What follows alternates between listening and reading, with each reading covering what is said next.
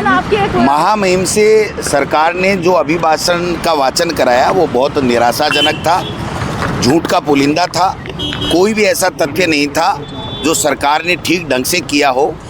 कानून व्यवस्था बिगड़ी हुई है, नाबालिग बेटियों के साथ में बलात्कार हो रहे हैं, बजरी माफिया, खनन माफिया, लैंड माफिया हावी है, सड़कें टूटी हुई पड़ी हैं, पीने को पानी नहीं है, किसान को खाद नहीं मिल रही है, 4 घंटे बिजली नहीं मिल रही है, ज़िले ख़त्म कर रहे हैं, संभाग ख़त्म कर रहे हैं, पेंशन बुजुर्गों को दे नहीं रहे हैं, स्कूलें बंद कर रहे हैं। और मैं समझता हूं कि पूरी तरीके से चरमराया हुआ है। और सरकार के कैबिनेट मंत्री ये कह रहे हैं कि 700 करोड़ की बजरी निकल रही है प्रतिदिन और पता नहीं कितने कितने करोड़ की।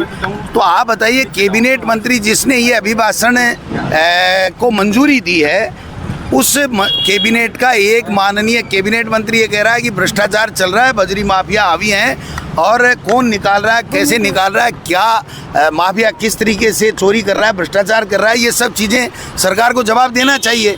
तो सरकार की 12 महीने की परफॉर्मेंस का पुलिंदा तो किरोड़ी जी ने ही बता दिया कि किस प्रकार का क्या पुलिंदा है उनका।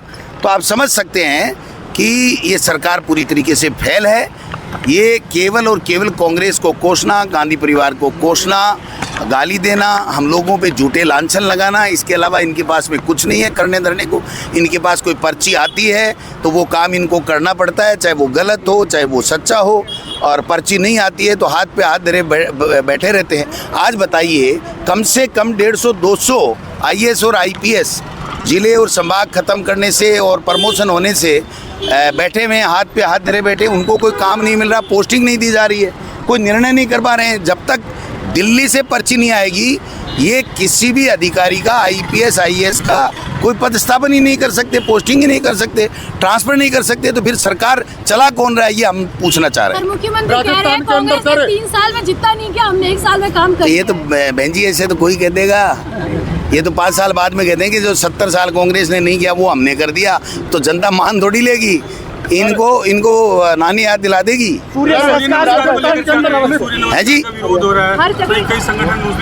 अरे यार, इनके पास काम नहीं है। आप बताइए, इंग्लिश मीडियम स्कूलें पद स्वीकृत हैं और उसके बावजूद परीक्षाएं हो गई, रिजल्ट आ गया और उसको पोस्टिंग नहीं दे रहे हैं। क्या कर रहे हैं ये? नामांकन घट गया इनका। मैं जब शिक्षा मंत्री था तो 1 करोड़ का नामांकन था, आज 80 लाख भी नहीं है, 78 लाख के लगभग नामांकन है। DPC हो नहीं रही है इनसे, इंफ्रास्ट्रक्चर में कुछ है नहीं। और मंत्री जी को कुछ भी पूछ लो, समय आने पर बताऊंगा। बस, धन्यवाद।